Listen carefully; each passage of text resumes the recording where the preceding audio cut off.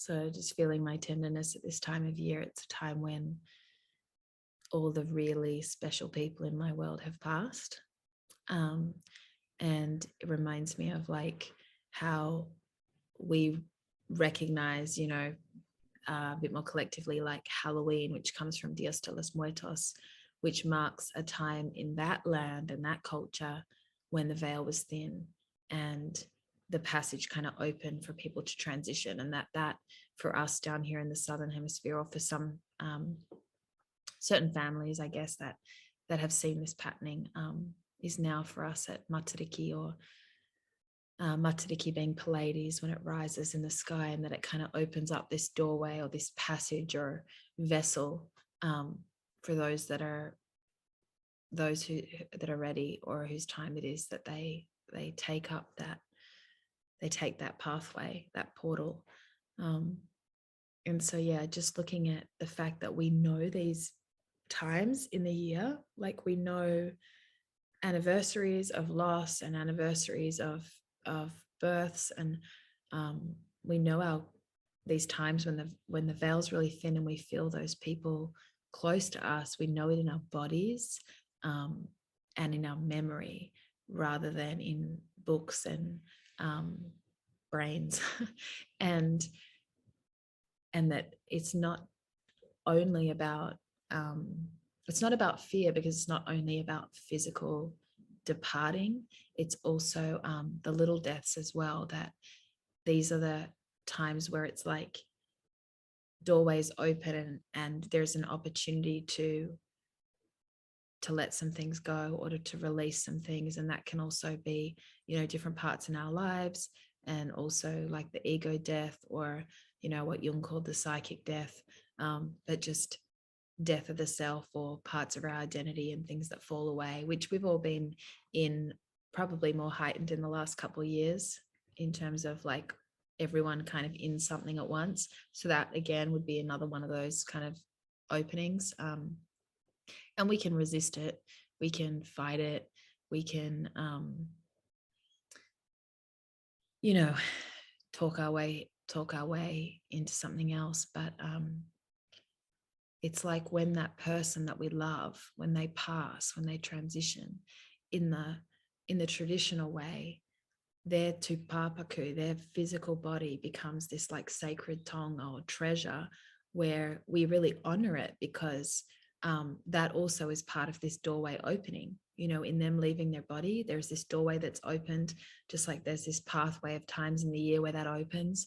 And what they offer us, which is a gift from the person that we love, that we've lost to us, which can be, it's in there, in that transitional moment of taking out with them any kind of hurt or pain or stagnation or old shit that we also release, through our heartache, or through our grief, or through that change. And it doesn't go to the person. It's like, as the doorway opens and they walk, their last gift to us in that body is to take it through with them, to say, hey, here it is. And so that's why, in all old grieving processes and old grieving ceremonies, it's like, it wasn't, when our heart breaks for a person, it also touches many other things in our life. And so hurt and pain and sorrow and patterns and things we would see would come up to also go through that gateway. And we feel that at anniversaries, we feel that at other times of years, where we have this, it's like the threshold is there, and we feel ourselves in it again, and we're like, who am I in this now? Where are you now? That person changed ship or changed shape, but we feel them with us. And the gift of release is there again. And it's like, in the old way again, with that tupapaku, with that physical body that the spirit has left, the old way would be to cleanse and prepare that physical body. And now in modern world, we send that body off to be cleansed and prepared by someone else, but we still go through the same cleansing and preparation ourselves. You know, every kin, everyone that loves that person, everyone that had a relationship with that person is going through a cleansing and a preparation.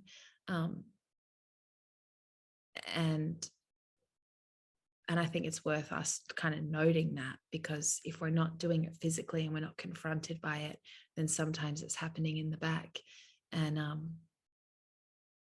yeah, it's just to be able to see it and know what's actually taking place, and to be able to receive that final gift if we can. Because if we, without our dying and ending processes, we become, stale or numb. And there's something about like the re-entry into life that is there, or that breath. As someone takes their last breath, it actually gives us a breath. There is a transference of breath, and we cannot see that or forget that. And to take that breath, it is not separate from like the sorrow or the loss. It is in direct relationship, in direct proportion, of taking that breath. And so, so if you're feeling that thin veil right now, for us in Matariki, for us here, it's the start of winter.